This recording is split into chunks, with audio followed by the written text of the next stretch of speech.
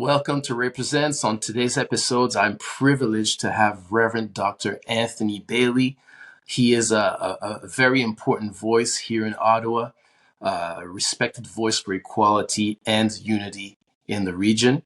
So, as I mentioned to you earlier, I think it's important to have, an individual who has such, academic degrees in social work. I know theology, philosophy, and religion, and ethics and culture. I mean, we value your expertise and, your understanding in society's dynamics. So, especially given today's recent events in regards to the submarine recently, the 700 migrants that we lost.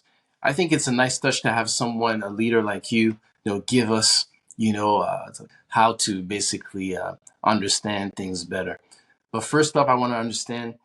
I know at your church, at Parkdale United Church here in Ottawa, you plan Martin Luther King Day. That's a big event that's planned every year. Can you tell us about, those celebrations and how it evolved over the years? Yeah, thank you very much. Martin Luther King is an iconic figure to so very many people. When the holiday was created, certainly, I mean, we were celebrating his voice, celebrating his courage, and also what we say also, because I think we have to his frailty and fallibility also. No one is perfect, and I think sometimes when we try to lift up the important voice of someone like Martin Luther King, people say, "Oh, but he had these other faults and foibles and so forth." Well, no one is perfect, and we're not saying that this is a perfect person. What we're saying is that Martin Luther King Jr. was someone who was fearless. He decided that he was going to make a mark for equality, for inclusion, but also to understand the important history and contributions that people of African descent have made in the world and continue, despite all of the racism and all of the segregation. There was still a certain amount of not only positive but resilient engagement and so forth. So we have this celebration in January every year where we bring together a gospel choir, we bring together opportunities for us to celebrate what Dr. King has poured into the world, I would say. But we often say that we can't just only look back. We have to say, well, okay, he has indeed contributed incredible importance to our world. But we have to say, well, what are we doing in our day and generation? We can't just look to the heroes and say, well, that was great. They're wonderful and inspiring. We have to say, well, what are we doing? What are we doing to bring equality and equity? What are we doing to engage with the challenges in our Indigenous people, racialized people? What are we doing to try to make our own day and generation a place where equity, where justice is on offer? And we hold the importance of what this might mean for not only us, but our future generations. How are we seeding the seeds of hope, the seeds of justice, the seeds of welcome by the way in which we speak, the way we act, and what we're trying to do systemically in our society?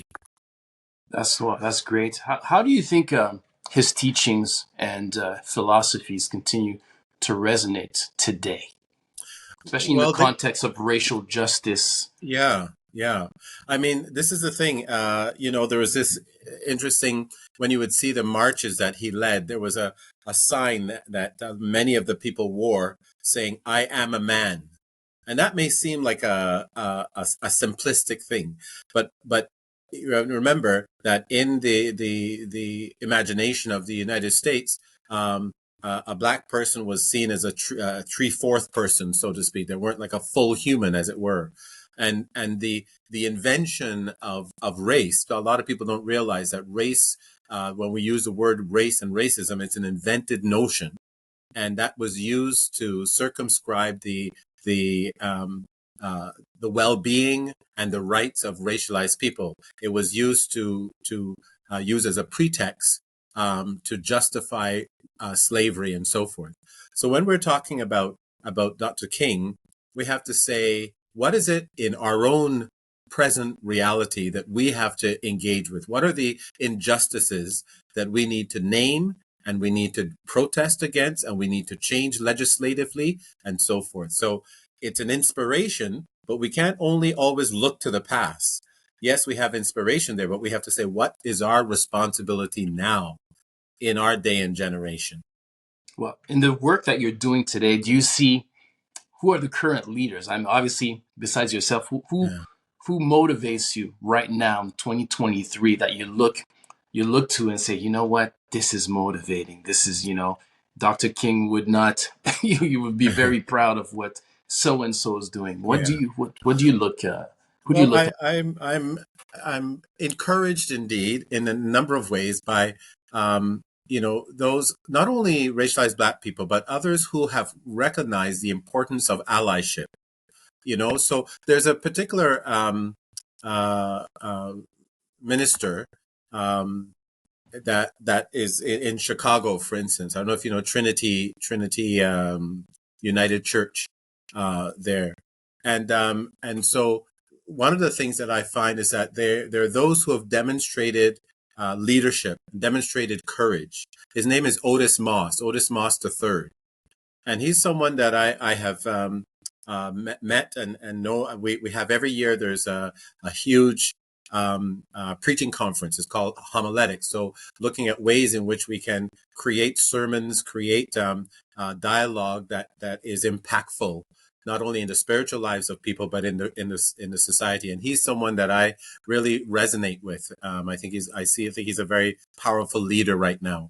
As someone that I look to, yeah, he's in Chicago. Okay. Reverend Dr. Bailey, what can you tell me about the work that you're doing in the community? I know there's a lot of work that you do with the Ottawa Police. Can you tell us about that a little bit?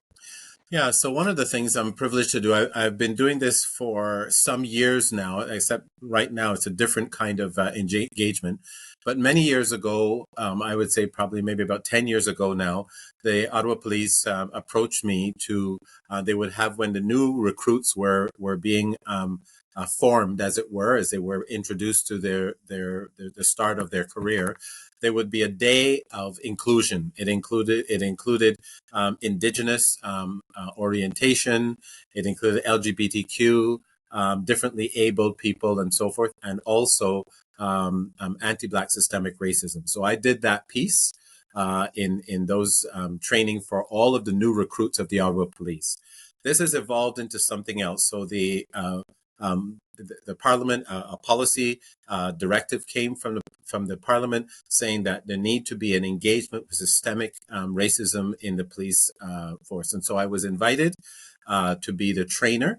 And so the approximately 1,800 police members of Ottawa Police Service have to go through this particular training. And I'm about a little more than halfway through. I team up with the specialist, the equity specialist, the EDI specialist, who's very, very helpful and very supportive. Lori Fenton is her name. And we work together to bring a comprehensive way of understanding where racism came from, what we need to do to mitigate it, and how our policies and not only our behaviors, but the structural systemic things need to change, need to be informed. And so that's part of what we're doing. I also do work with universities and federal government departments in this particular vein. So it's bearing witness, and I feel supported and encouraged not only by my congregation, but by those that I look to for inspiration and support, and also prayer. There are people who pray each time I do the presentations. There are those who have agreed to pray me through that, and that's an important thing for me. That's perfect. Thanks for sharing. Can you share with all the work that you're doing, obviously with the Ottawa Police? You mentioned universities and federal government departments. Can you share an impactful success story of the power of unity? Well, what I would actually, what I want to do is to back up a little bit. I mean, I think I share this story with them, but it's one that inspires me, and it has to do with an innovative way of engaging with racism. So, in 2016 or so, our church was attacked with racist graffiti. It was the second time that this happened. There was racist graffiti against our church, against the mosque and a synagogue. Hmm. At that time, Rabbi Boka was alive. He's passed on now, his blessed memory, and Imam Metwali. And so our places of worship were attacked with racist, anti-Semitic, anti-Islamophobia treatment by this young person.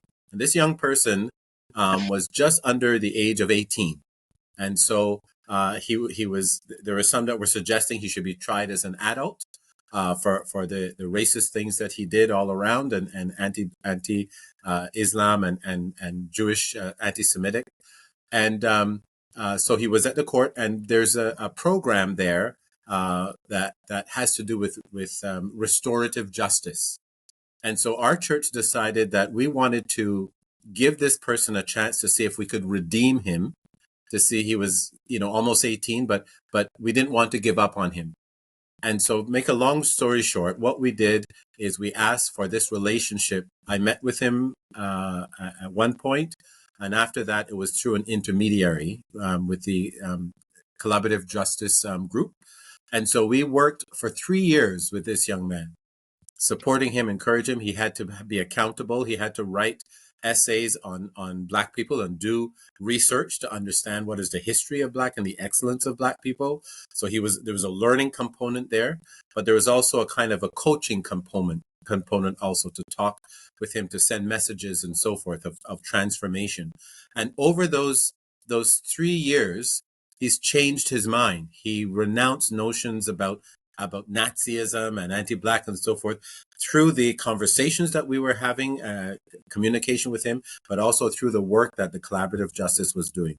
It took 3 years, and one of the things that gave us great pause and also great joy is that at the end of that, he renounced all the anti-Black and anti-Islamic and anti-Jewish things. He renounced those things. And living as a citizen of the Ottawa area at this time. And so this is one of the things. It meant that a lot of energy had to go into that, and I have to say that it was difficult. Our own congregation, we have a mixed community, and there are a number of racialized Black people and others who were very impacted by what happened. And so it was a journey that we as a congregation decided about how to bring healing and how to bring more awareness and to bear witness. And one of the things we did, I wanted to share with you, is Hmm. that with the mosque and the synagogue and our church, we decided to respond in an innovative way, and that is doing a blood drive. So the blood bank was a little bit low. This was near Christmas and Hanukkah and so forth, and we decided that the people from the mosque, the people from our church, and the people from the synagogue were going to en masse go and donate blood. And the reason that we're saying that is that when people get into an accident, or people have leukemia treatment or a cancer treatment, and they have platelets and they need blood and so forth, and blood products, it's not categorized by race, it's not categorized by religion, it's not categorized by ethnicity. It is categorized by type, A and B and O positive, O negative, and so forth. And so the blood products that we donated, so to speak, some of them are used for cancer treatment, they're used for leukemia, they're used for all kinds of things. And we're saying in that vein that we have the capacity to support each other's lives by the very blood in our veins, that we are connected as human beings, right? We're not taking, blood from a crocodile or something. We're taking it from human beings. And Hmm. so it tells us that we are connected in a very important nexus of relationship.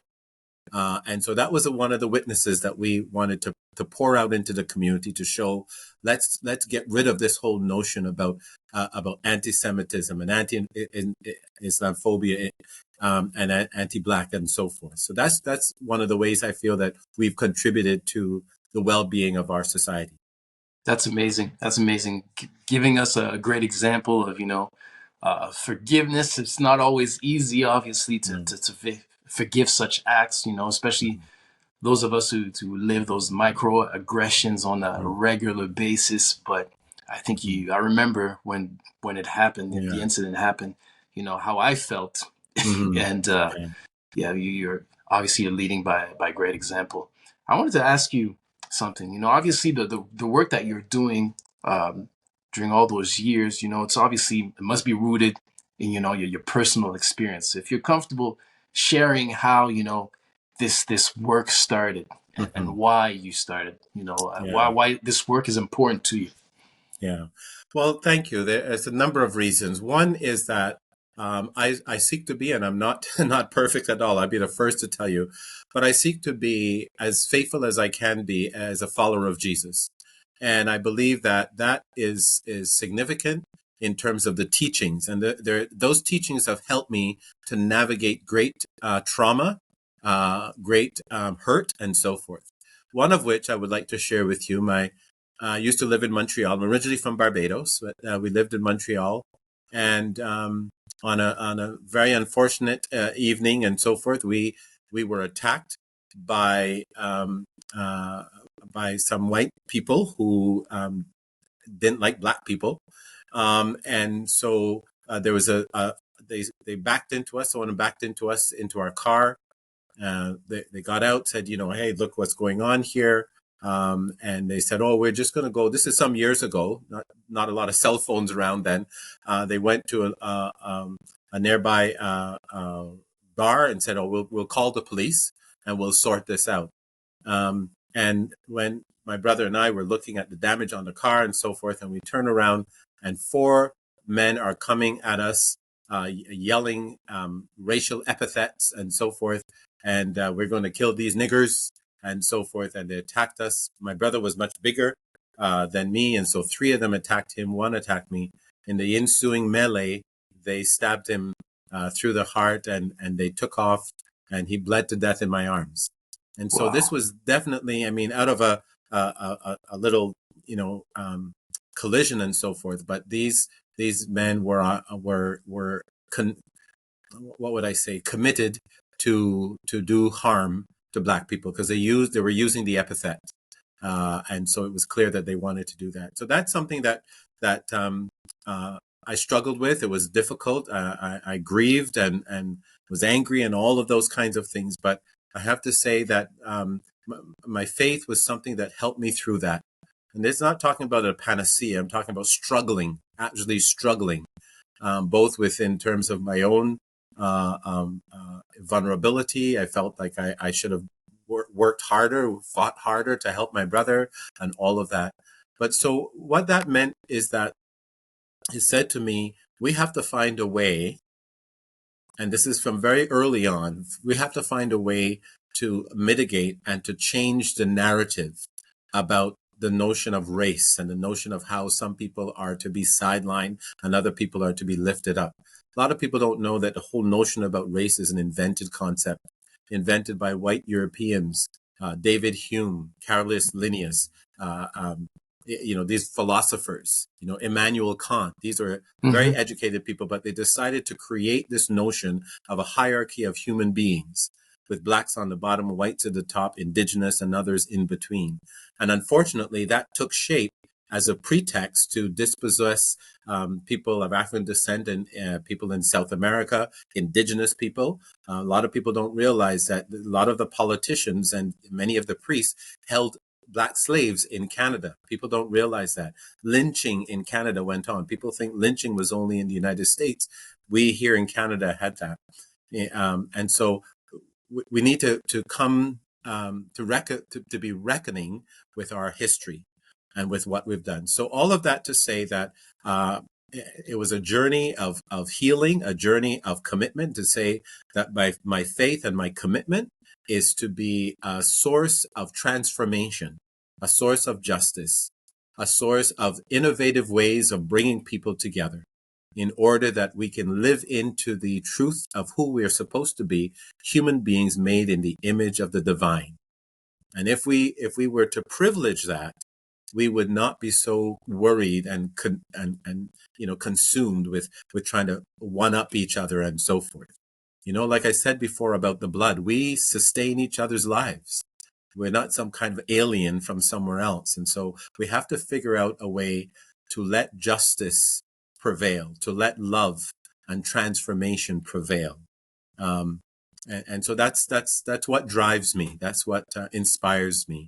It's tiring sometimes, and it's frustrating because people are very triggered by this, and they push back and lash out and so forth. But I believe that I don't always have the energy for it, but I believe that God gives me strength, and the people around me, my family, and others who are supportive, makes all the difference. I get it. It's I was going to ask you. Well, first of all, thanks for sharing the story. It's a very, obviously a personal story, and sends chills through my body every time I hear you speak about it. But I appreciate you, sharing this story on my platform. I was going to ask you, it must be really, tiring having to deal with that type of stress and fight on a regular basis. What do you do on your to alleviate some of that stress? Yeah, well, I tell you, no, I do need that. And I have a regimen, which is great.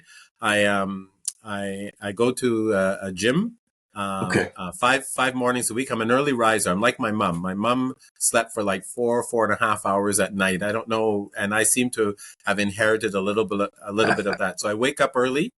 And I go to the gym in the morning. It's an opportunity to exercise, to pray, and so forth. And that really grounds me. In not so much in the summer, but during the winter times, I play hockey, and sometimes basketball. I just try and go biking. I try and have exercise because I believe that the connection with our body is very important. Our Mm-hmm. mental, our spiritual, our physical. We need to have those things all moving together. And so that's been helpful for me. It's de-stressing. The work of ministry is challenging and is fulfilling, but it's also very demanding. I And can so, imagine. yeah, I one can has to imagine. find one has to find ways to de-stress and to engage in different things, even frivolous things. I don't know if I should. You know what? I'll share this. You remember a few years ago, I saw you at the barber shop. you were getting you were getting your hair done, and Yeah. you saw me, and you did something. And I always laugh about it, but I understand, and I apologize for it. It's Uh-huh. like, Reverend Bailey, how are you doing? It's like, Ray, please give me this little moment to get my hair done so I can be at peace. You didn't say all that, but that's basically what it Yeah. meant. Just give me a Well, little moment here. sometimes you want a little anonymity, but unfortunately, people recognize me, and Of course. but it's all good. It's all good. No, I get it. Yeah. Obviously, when there's issues in the city, the media, mainstream media, always calls on you for your opinion because obviously you're an important voice in our city, and I want to thank you for that because you're doing an important role, and I like to tell you all the time. I tell you every time. You give us a good example to follow, right? Well, So I appreciate that. I mean, I'm a person with many flaws, and foibles and so forth, like everyone. But I find draw strength from others who show courage. Also, you look at those who stand up in their places of work, in their department when things are going wrong, and they speak up, and sometimes they suffer for that. People who are willing to lead marches, and sometimes they get circumscribed because of that, because they said, oh, what's this person? We don't want a radical person in our department or whatever. So I take my hat off to those who are struggling to bring justice and equity to the forefront, and they pay the price for it. I would it's like not to an see. easy thing to do. No, It's not an easy thing no. to do at all. Obviously, for me, in my maturity over the years, obviously you become older, there's more maturity where you can talk about things openly. But if you say, maybe 15 years ago, I wouldn't be able to have this conversation in public. You know what I mean? Yeah. But yeah, it takes a lot of courage, as you said, to have those types of discussions within the workplace, at Yeah. church, or wherever we are, right? And in our families, and our social circles, don't be afraid to talk about difficult things, because if you have a relationship with your friends, if you have a long time relationship, that should be a bond that helps you to navigate difficult things. We shouldn't be so fragile to say, if one of the people in your circle are using a particular epithet or something, and say, hey, we are we're brethren here, we're together. Let me lovingly call you out about that. So I think we need a responsibility with each other to say, you know what, we want to make sure that the way we're speaking, the way we're acting, the way we're trying to make this a better world, that we're trying to practice that and demonstrate it. And we don't always, no one is perfect, but we have an opportunity to say, let's hold each other a little bit accountable, not in a irascible way, not in a violent way, but just to say, let's make our world a better place a little bit at a time, relationships at a time, caring at a time, being with people who are bereaved. Don't ignore them, be with them.